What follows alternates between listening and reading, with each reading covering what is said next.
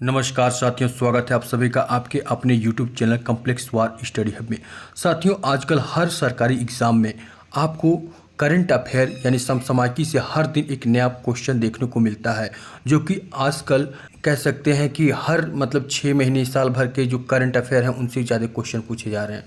तो उसी को ध्यान में रखते हुए हम लोग हर दिन एक प्रैक्टिस सेट के रूप में डेली करंट अफेयर की क्लास करेंगे। तो चलिए साथियों, बिना समय गवाए हम लोग शुरू करते हैं आज की बेहतरीन क्लास। आप चाहे जिस भी सरकारी एग्जाम की तैयारी कर रहे हैं, ये क्लास आपके लिए बेहद ही हेल्पफुल होगी। आज का आपका पहला प्रश्न है साथियों, हाल ही में आरबीआई की मौद्रिक नीति समिति एमपीसी ने रिपोर्ट रेट कितना रखा है?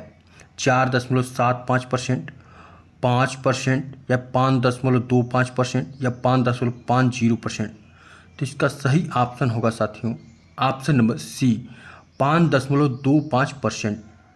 आरबीआई की एमपीसी ने अगस्त 2026 की बैठक में रेपो रेट 5.25% पर यथावत रखने का निर्णय लिया है। रेपो रेट वह दर है जिस पर आरबीआई बैंकों को अल्पकालीन क्या करती है, ऋण देती है। नेक्स्ट, आरबीआई की मौद्रिक नीति समिति एमपीसी में कुल कितने सदस्य होते हैं? आरबीआई की मौद्रिक नीति समिति एमपीसी में कुल कितने सदस्य होते हैं? 4, 5, 6, 7। तो इसका सही ऑप्शन होगा साथियों ऑप्शन नंबर सी यानी कि 6। एमपीसी में कुल 6 सदस्य होते हैं, 3 आरबीआई से और 3 केंद्र सरकार द्वारा नामित होते हैं। नेक्स्ट, भारत में जनगणना 2027 की डिजिटल सेल्फ एनुमरेशन चरण कब प्रारंभ हुआ? 1 अगस्त 2026, 2 अगस्त 2026, 5 अगस्त 2026 या फिर 15 अगस्त 2026? तो इसका सही ऑप्शन होगा साथियों ऑप्शन नंबर बी, 2 अगस्त 2026। डिजिटल चरण 2 अगस्त 2026 से प्रारंभ हुआ, जिसमें नागरिक स्वयं अपनी जानकारी ऑनलाइन दर्ज कर सकते हैं। नेक्स्ट, भारत और चीन के बीच हाल ही में कौन सा सीमा व्यापार मार्ग पुनः शुरू हुआ है? नाथुला, लिपुलेख, सिपकिला या फिर जोजिला? तो साथियों, सिपकिला हिमाचल प्रदेश के किन्नौर जिले स्थित सिपकिला मार्ग से लगभग 6 वर्ष बाद सीमा व्यापार पुनः शुरू किया गया है। नेक्स्ट, हाल ही में मेटा ने किस कारण भारत सरकार से क्षमा मांगी है? हाल ही में मेटा ने किस कारण भारत सरकार से क्षमा मांगी है? डेटा चोरी या फिर प्रधानमंत्री की पोस्ट पर गलती से प्रतिबंध लगाने के कारण, सर्वर डाउन होने के कारण या फिर नया ऐप लॉन्च करने के कारण? तो इसका सही ऑप्शन होगा साथियों ऑप्शन नंबर बी, प्रधानमंत्री की पोस्ट पर गलती से प्रतिबंध लगाने के कारण।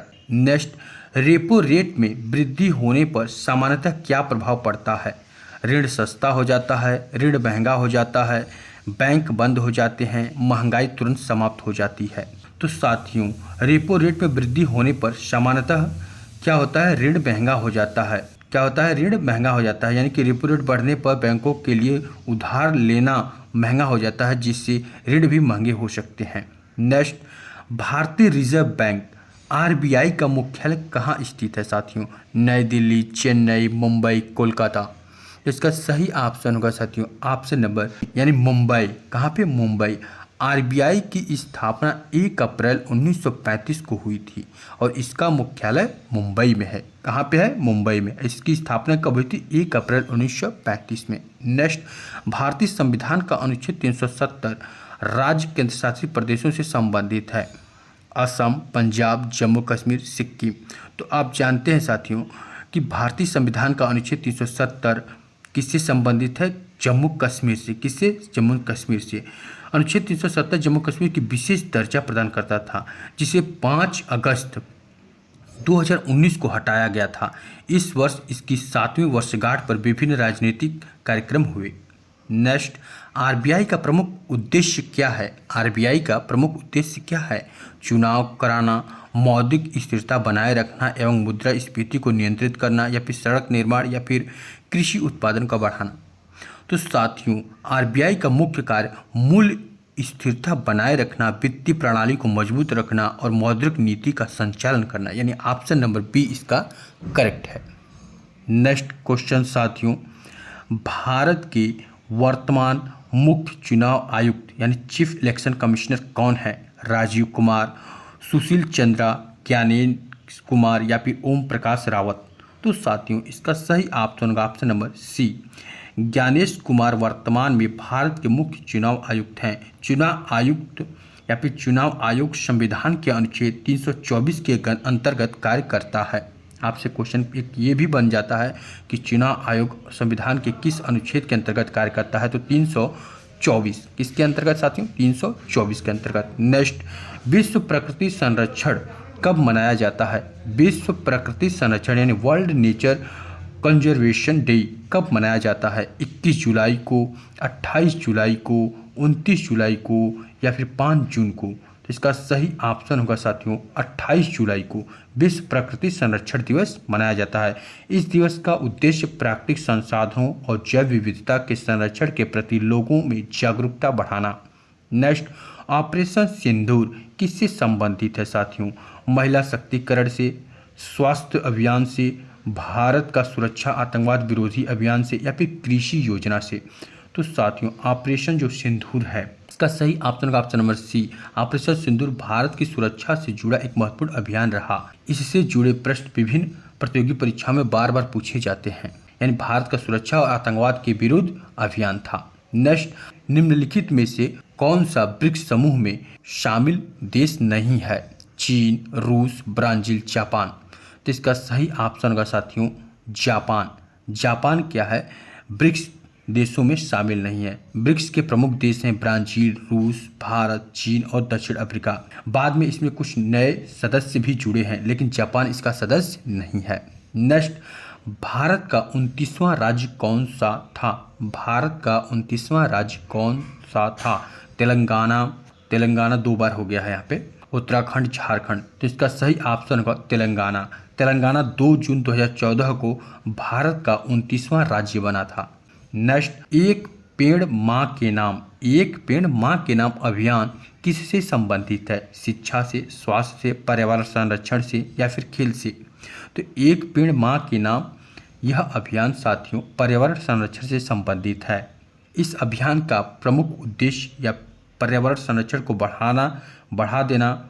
बढ़ावा देना और अधिक से अधिक वृक्षारोपण करना। नेक्स्ट, भारत में जीएसटी लागू कब हुआ था? भारत में जीएसटी लागू कब हुआ था? 1 अप्रैल 2016 को, 1 जनवरी 2017 को, 1 जुलाई 2017 को या फिर 15 अगस्त 2017 को? तो साथियों GST goods and service tax 1 जुलाई 2017 से पूरे भारत में लागू हुआ था। नेक्स्ट, भारत का राष्ट्रीय जलीय जीव कौन सा है? भारत का राष्ट्रीय जलीय जीव कौन सा है? मगरमच्छ, व्हेल, गंगा डॉल्फिन, कछुआ? तो साथियों भारत का राष्ट्रीय जलीय जीव क्या है? गंगा डॉल्फिन है। Next, PME